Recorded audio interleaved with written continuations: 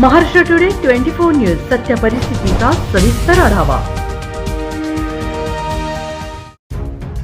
यवतमाळ आदिबा अहमद बनली महाराष्ट्रातील पहिली मुस्लिम महिला IAS देशात 142वी रँक। आईवडिलांनी भरवला पेढा। केंद्रीय लोकसेवा आयोगाच्या UPSC 2024 परीक्षेचा अंतिम निकाल जाहीर झाला। यामध्ये शक्ती दुबे या महिला उमेदवाराने देशात पहिला क्रमांक पटकावण्याचा बहुमान मिळवला। महाराष्ट्रातील अर्चित डोंगरे देशात तिसरा आला आहे। यंदाही UPSC परीक्षेत महाराष्ट्रातील तरुणाईने यश संपादन करत मराठी पताका फडकवले आहे। विशेष म्हणजे महाराष्ट्राच्या यवतमाळ जिल्ह्यातली आदिबा अनम अशफाक अहमदने भारतात 142वी रँक प्राप्त करत दैदिप्यमान यश मिळवले आहे। आदिबा ही महाराष्ट्राची पहिली महिला मुस्लिम IAS बनली आहे। तिच्या या यशानंतर आईवडिलांनी पेढा भरवत तिचे कौतुक व अभिनंदन केले।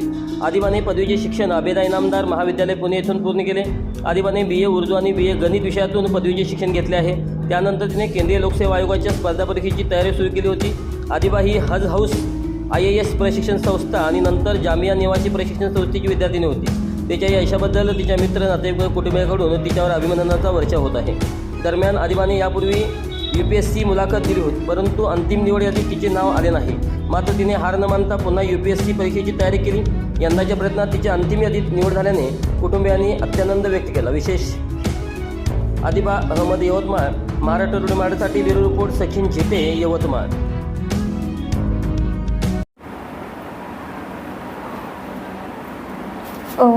UPSC की जो मेरी जर्नी है वो स्टार्ट जो है वो काफ़ी पहले से हुई, एक लंबी जर्नी रही है।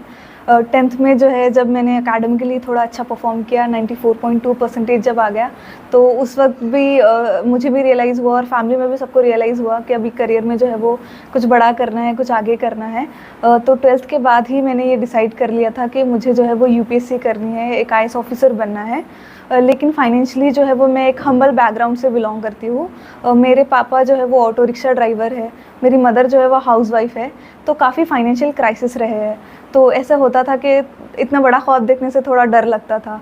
पेरेंट्स पे सोसाइटल प्रेशर भी बहुत ज़्यादा था कि आप अपनी बेटी को बाहर भेज रहे हो, अकेली बच्ची को कैसे आप बाहर भेज रहे हो पढ़ने के लिए। तो इन सब चीज़ों को भी फ़ाइट करके और बहुत सारे सैक्रिफाइस देके पेरेंट्स ने मेरे मुझे सपोर्ट किया है। और जो फाइनेंशियल स्ट्रगल रहा है उसके लिए भी जो है वो एक सेवा NGO है, उन्होंने मुझे काफ़ी हेल्प की है। और फिर इन सब मदद के थ्रू जो है वो मैंने अपनी जर्नी UPSC के लिए स्टार्ट की है। फिर मैं पुणे गई, वहाँ से मैंने अपनी ग्रेजुएशन कंप्लीट की। फाउंडेशनल जो कोचिंग है वो यूनिक अकेडमी से ली, जवाद काजी सर के अंडर। और उसके बाद जो है वो मैं मुंबई के हज हाउस, और उसके बाद जो है वो दिल्ली में हमदर्द स्टडी सर्कल और जामिया मिलिया इस्लामिया जो है, यहाँ से मैंने जो है वो अपने सक्सेसिव अटैम्प्ट्स दिए। और फाइनली फेलियर फेस करने के बाद ही बहुत सारे फेलियर्स फेस करने के बाद 4th अटेम्प्ट में जो है मैंने अपना ये एग्ज़ाम जो है वो फाइनली क्लियर कर दिया।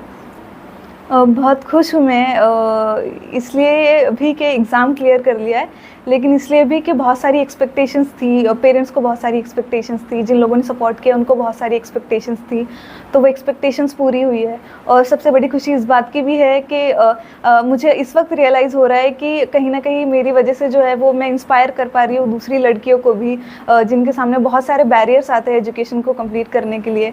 तो मैं चाहूँगी कि आप भी अपनी बेटी को जो है वो पढ़ाए, कभी किसी भी तरह की रुकावट आए आप उन्हें सपोर्ट करें, उनकी एजुकेशन के लिए जो है वो हमेशा मेहनत करें। आजच महाराष्ट्र टुडे 24 न्यूजला सबस्क्राईब करा आणि सत्य परिस्थितीचा सविस्तर आढावा पहा।